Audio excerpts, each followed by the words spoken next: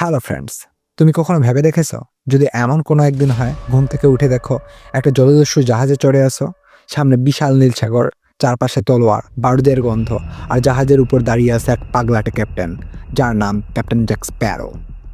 আজ আমি রিভিউ করব সেই সিনেমা সিরিজ যারা শুধু অ্যাডভেঞ্চার না, বরং একটা পুরো আলাদা জগৎ। তো চলো আজ পাড়ি দিই সেই জগতে যেটার নাম pirates of the Caribbean. Part 1, pirates of the Caribbean, the কাজ অফ দ্য ব্ল্যাক পার্ল 2003। এই সিনেমা আমাদের প্রথম পরিচয় করিয়ে দেয় জ্যাক স্প্যারো এর সাথে, একজন অদ্ভুত মজার আর বুদ্ধিমান জলদস্যু, একটা অভিশপ্ত সোনার কয়েন আর এক ভয়ঙ্কর জাহাজ ব্ল্যাক পার্লকে ঘিরে পুরো গল্প। মজার মুহূর্ত, আপনি আমাকে চর ভাবছেন কিন্তু আপনি আমার নাম শুনেছেন তো? But you have heard of me. পুরো ফ্রাঞ্চাইজির বেসিক গঠন এই পার্টে।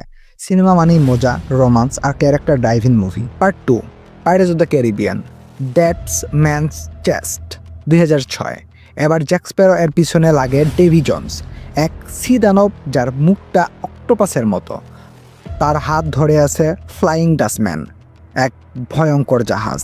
সেরা মুহূর্ত ক্র্যাকেন এর ভয়ানক আক্রমণ। এই পার্টটায় ভিজুয়াল এফেক্ট, সাসপেন্স আর ধামাকা সব কিছু আছে। সিরিজের সবচেয়ে ভয়ঙ্কর ও গ্র্যান্ড এক্সপেরিয়েন্স হবে এই মুভিতে। Part 3, pirates of the Caribbean, at world's end 2007। Jack's এখন আটকে আছে ডেভি জোন্স লকারে, মানে একদম জীবন মরণের মাঝখানে। এলিজাবেথ এখন জলদস্যুদের রানী আর বারবোসা ফিরে এসেছে।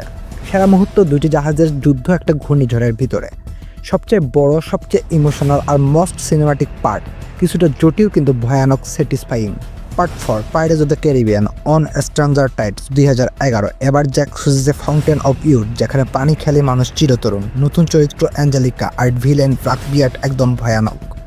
সেরা মুহূর্ত মারমেইডদের ডেডলি অ্যাটাক, সুন্দর আর ভয়াবহ। রোমান্স, ব্রেটাল আর সলিড জ্যাক স্প্যারো মোমেন্ট আগেরগুলোর চেয়ে একটু আলাদা কিন্তু still worth watching. Last part, pirates of the Caribbean, dead men tell no tales 2017। Ghost captain Salazar ফিরে আসে জ্যাক্স এর বদলা নিতে। নতুন জেনারেশন হেনরি, উইলের ছেলে, আর কেরিনা এর সাথে টিম আপ করে জ্যাক। সেরা মুহূর্ত ব্যাংক রবেরি সিন, যেখানে পুরো ব্যাংকই চুরি করে। পুরাতন আর নতুন মিলে এক সুন্দর মিলন। জ্যাক স্প্যারোর মজার টাইমিং স্টিল আনবিটেবল। এই সিরিজটা আমাদের দিয়েছে সাগরের ঢেউয়ের মাঝে হারিয়ে যাওয়ার স্বাদ। পাইরেটস অফ দ্য ক্যারিবিয়ান শুধু একটা মুভি সিরিজ না, এটা একটা লিজেন্ড। আর তার মধ্যমণি আমাদের একমাত্র জ্যাক স্প্যারো, যার মতো আইকনিক ক্যারেক্টার আজও কেউ বানাতে পারেনি। ফ্রেন্ডস, যদি তোমরা এই রিভিউটা উপভোগ করো তাহলে একটা লাইক, একটা কমেন্ট আর একটা শেয়ার করে দিও।